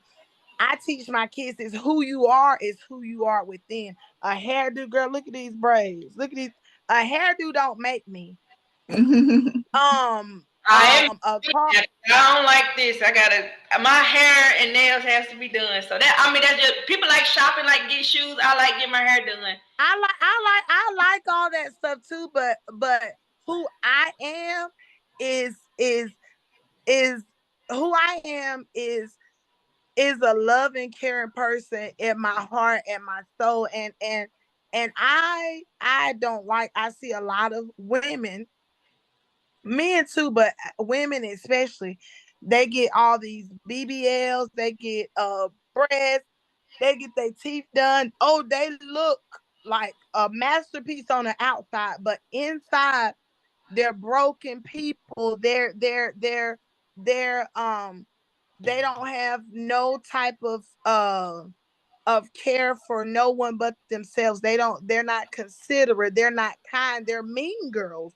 And I think you have to be a loving, caring person at heart. You have to care about somebody other than yourself, and that's who I am. Again, I work so hard and I teach my children that you need to make sure that the okay, yeah, looking pretty on the outside, that's wonderful, but we need to look good on the inside, meaning our character, meaning having integrity, meaning being a good person. That's what I work on, often, because once you are who are once you look good on the inside, if we as people cared as much about who we are at the core of us, the world would be a better place because we would be better. But most people don't. Most people, like I say, they just want to make sure the outer appearance is nice, but the inside is like shit. Again, I tell my kids, like, some people are dressed up bums. You can see people in a Gucci, Louis Vuitton outfit, but at the core of them, they're like a nasty, mean person. Like, that's never me. Like, again, I'm always working on being a peaceful, loving, caring person. Like, that's who I am. And long as I'm working on me from the inside, then the outside will eventually. I mean, I know I'm not an ugly person. It don't take much, but that's the reason why, again, hairdo, nails. I love that. But I love that. But that don't make me. That don't make me because again, I know that I'm a pretty person inside out. So yeah. Shayna, what does character and integrity means to you, and who is who is Shayna? Somebody else doesn't know who is Shayna. But first, give us what is integrity and what is character to you. I'll say integrity and character definitely go hand in hand. For sure. And integrity is that the buildup, I think, of the character overall. And I like the broken down pieces is the integrity of the character. And I find it interesting because when I look at the word character, I think of a movie. I think of a facade. I think of a pretend somebody pretending. But character actually means who you are on the inside. Right. I love how the words get twisted and we don't understand. Character, at the end of the day, that's all I have is my character. Because I've got a lot of things, I've lost a lot of things. Mm-hmm. But the only thing I can hold on to and really care for and cultivate and carefully is my character. And so that's what I'm always like, okay, I've lost things. So then I'm like, okay, what can I hold on? What can I take care of? What can I hold dear that no one can take from me? So for me, I treasure it so much now, where it's like, this is who I am. This is what you get. I might not have much of anything going on or for me or accolades behind my name or letters, but I have my character. And because I value it so highly, I won't let anybody come in and diminish it or tell me that it's any less Right. than it is. And then what was the other question you asked? Who is Shannon? Shannon? Yeah, that somebody that doesn't know you. Well, they think they know you, but they really don't. Who is Shayna Cox? That's a great question because I'm such an open book, like in so many ways, intentionally, because I feel like we're all part of this big ecosystem and we all just have shared experiences and we can all learn and grow from each other. I'm an empath. I'm changing, I'm growing, I'm learning, I'm excited to be alive. I'm a grandmother. I want to live another 50 years, hopefully. I'm a doubter. I have all the questions in the world. I'm still learning who I am. Um, I'm working on my authenticity, my voice. I'm also working on accepting myself for who I am and all my flaws. Because I just feel like I'm just such a work in progress. But I do feel like when it comes to integrity and character, I'm always hitting those points. Is this thing that I'm thinking, this thing I'm about to do, this question that I have, how does it line up? And does it fall in, or is it like something contrary that I need to look at a little bit further? So I would say I am a work in progress. Okay. I don't know. Well, to me, integrity and character is like it's being authentic and consistent, even when no one is watching. Okay, and me should tell you, I have so much discipline. Like when I'm focused, I'm focused. No phone calls, no nothing. I'm focused, and I don't only have to appear that way in front of the public. Behind the scenes, I'm very strategic. I'm structured, and I'm very disciplined. So I'm that without anyone looking. Even not only towards business, but even with friendships, relationships, any relationship, I'm loyal. I don't have to be that way with you only in your face. I can do that behind your back. And the importance of like the characters lining my message up with my actions. And I asked everybody this because we're going to get into the warrior woman. What is a warrior woman? And also, it's like people have to know who you are first because they see we're loyal. You're an empath, so of course I'm an empath as well. Misha is too. Of course, you're gonna attract dysfunctional people in your life. I mean, that's what empaths do. But empaths will come into your life to teach you love, true love. I'm serious. And they come into our life to teach us how to love ourselves. That's how I feel anyway. But oh, what is that? Okay, hold on, y'all. I'm so sorry. You're okay. Okay, so that's what we're leading into, because the title of breaking, you know, just the nice girl thing and knowing our worth. Misha, I asked you guys that question about integrity, how you see yourself, and you know, different questions that I asked you that, because we're leading now into warrior woman. So, what is a warrior woman to you, Misha or Shannon?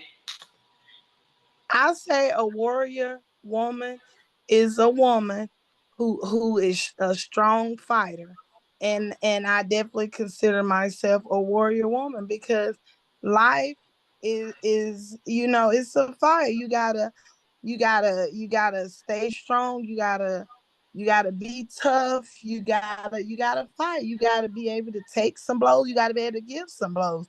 When you get knocked down, you gotta be able to get back up. You gotta keep going. You gotta keep going. I didn't understand. I like Eric Thomas. I didn't understand his podcast. He always say, it's a dog fight. It's a dog fight. And I asked somebody one day, like, it's a dog fight? What does that mean? And they said, dogs fight until one of them dies. That's what dogs do when they fight. And so, I I associate that with my life. Like until I can't anymore, I'm gonna fight. I'm gonna strive. I'm using fight as the word, not physical fight, but emotionally, mentally, spiritually. I'm gonna fight until I can't anymore. No matter how many times I get knocked back down, I'm gonna stand back up and I'm gonna do what I gotta do mentally, spiritually, emotionally. I'm gonna fight. So yeah, that would be my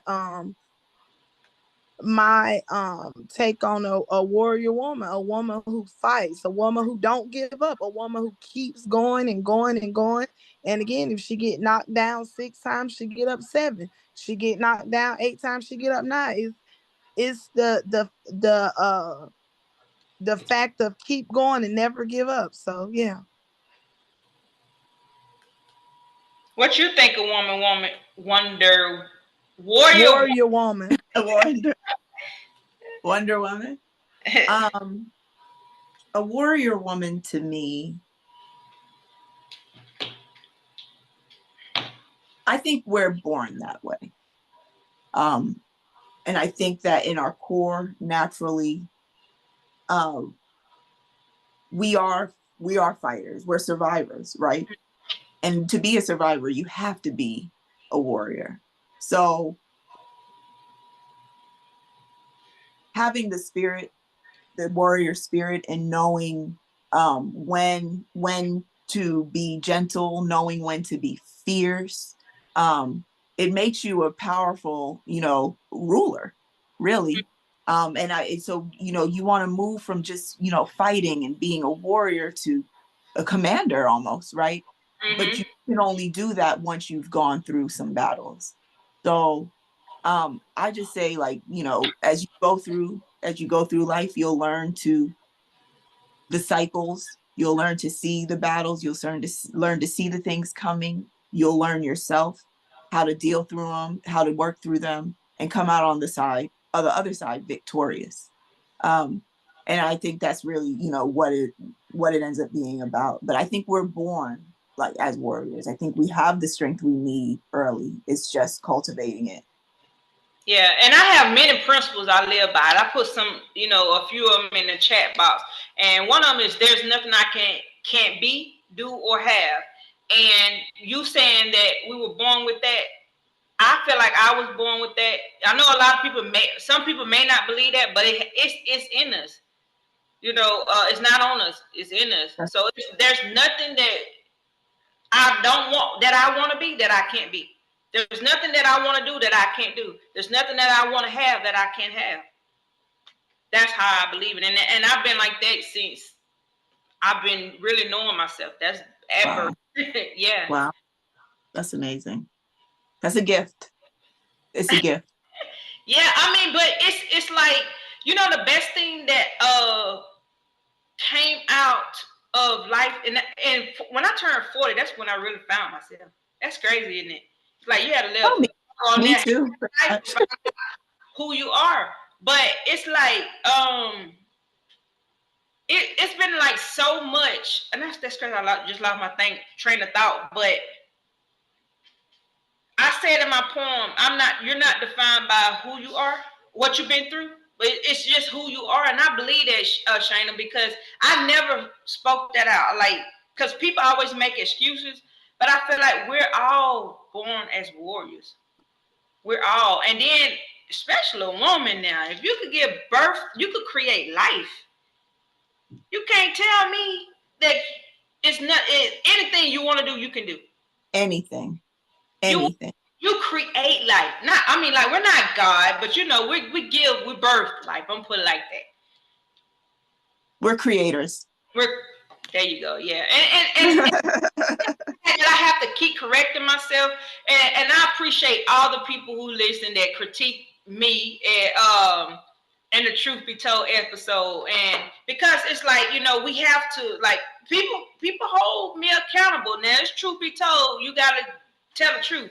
And like my daughter, like, don't be misleading people. She didn't get the concept of being logic with no emotions. To me, she broke it down. You know what I'm saying? It's more. It goes more into this. So I don't want anybody to think that I'm saying women are God. So please don't take it that way.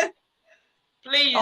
Only the people who, and that's the other part. You know, the message that we're talking about isn't anything that hurts anyone. It only lifts and empowers us. But right. You're gonna get criticism, like you said. So you just take the positive, leave what you don't need, and you keep it, and you keep growing from it. And eventually you will get to the point where you're saying the things the way you want to say them and how they need to be said. And then, but strengthening yourself, I take it like, hey, you know what? I can grow from that.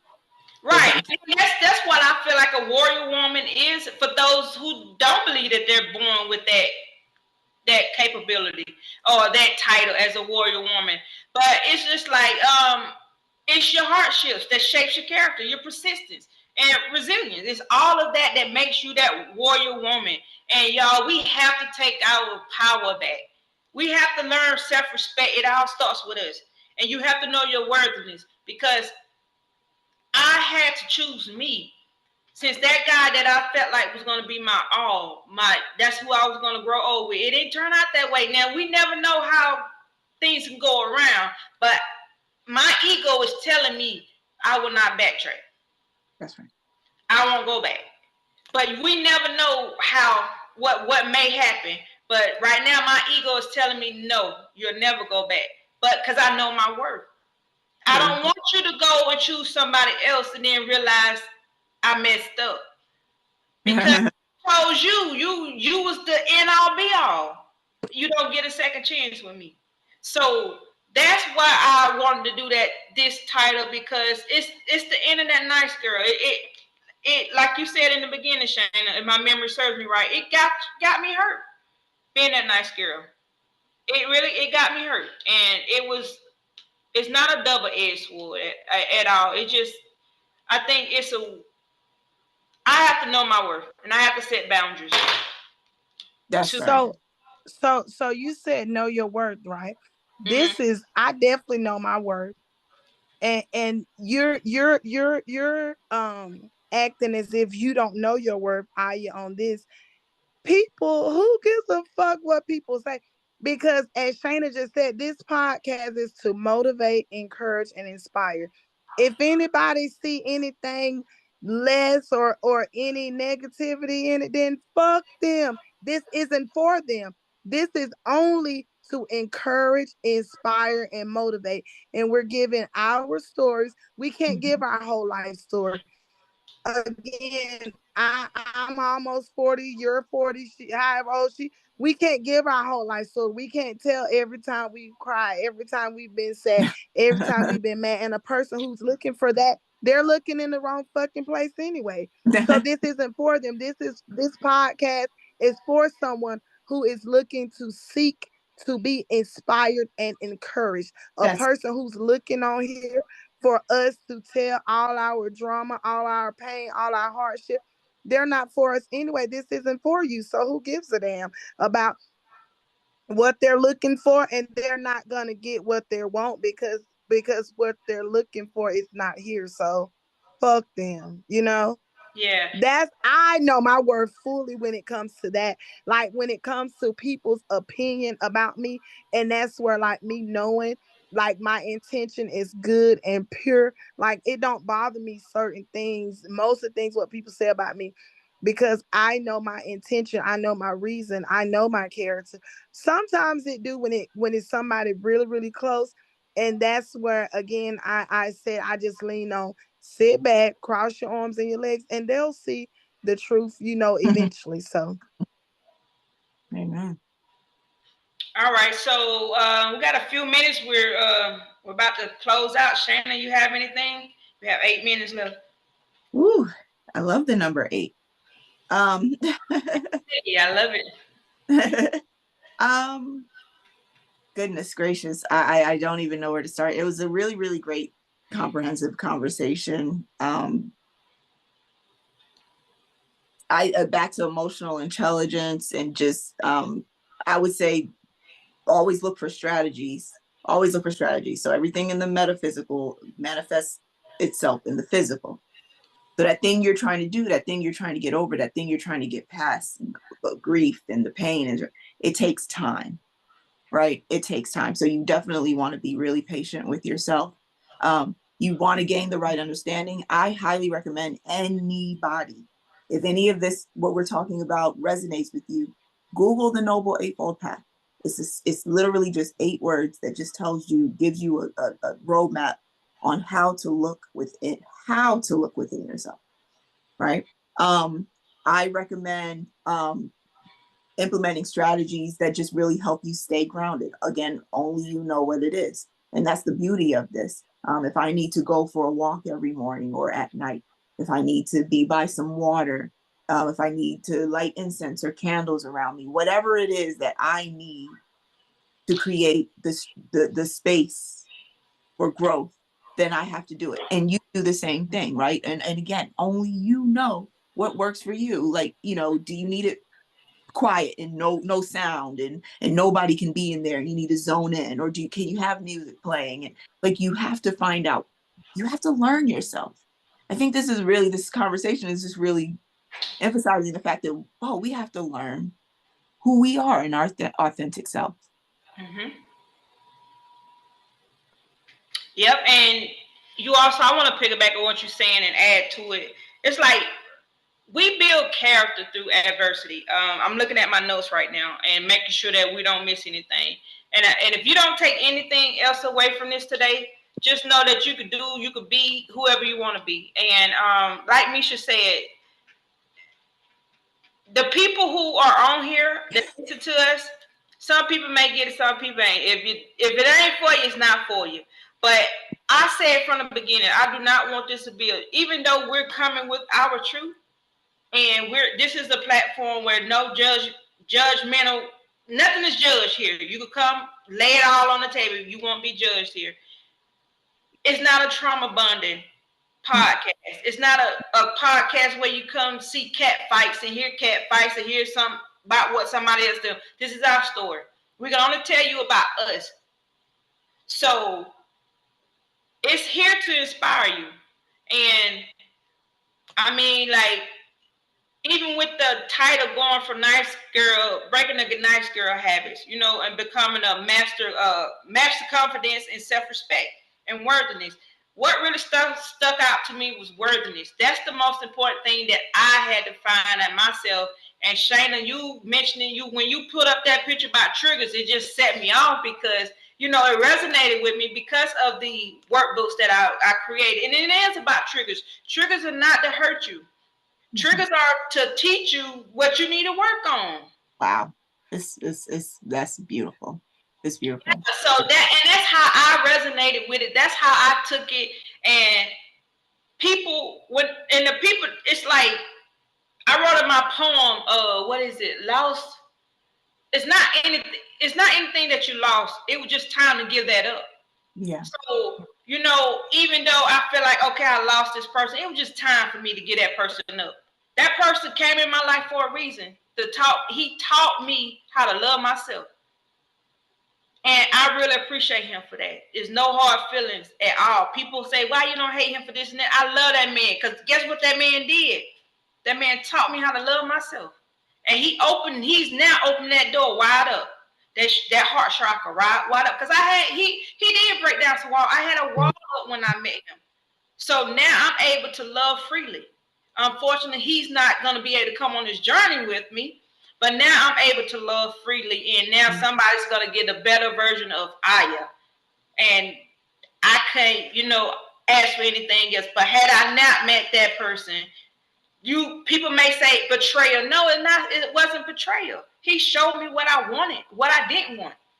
So it's not betrayal. He showed up as himself, as he should. Mm-hmm. So he showed me the truth. So there was no betrayal in that. And so that's what I want to leave you all with today. And Misha, you got anything before we close it out? As I always say, you know, life has its own challenges. Life has its beautiful parts, you know. We just have to focus on what we want to see and do what it takes to make sure that we have peace and happiness in our life, because everyone deserves peace and happiness, you know. And as I said earlier, peace and happiness it could mean something, it could look differently to everyone, but whatever that is to you, I just hope, and my wish for everyone is that they find peace and happiness within their life. And as long as I'm here on this earth, my journey is to find peace and happiness, you know. Absolutely. And I wish that for everyone else. Shana, you have anything? Ditto. All right. Ditto. Well, y'all, this is the episode of Truth Be Told. Be unfuckwittable. Breaking the Nice Girl habits to master confidence, self-respect, and worthiness. So we're going to end this right now. So go ahead, and if you haven't already, go ahead and like, share, subscribe, and comment on our YouTube page. And just share it with your loved ones. And also, we encourage feedback, constructive feedback. And I know we're not here for everybody, but whatever you have for us, just please let us know. We'll be happy to hear from you. All right, till next time, we'll see you guys later.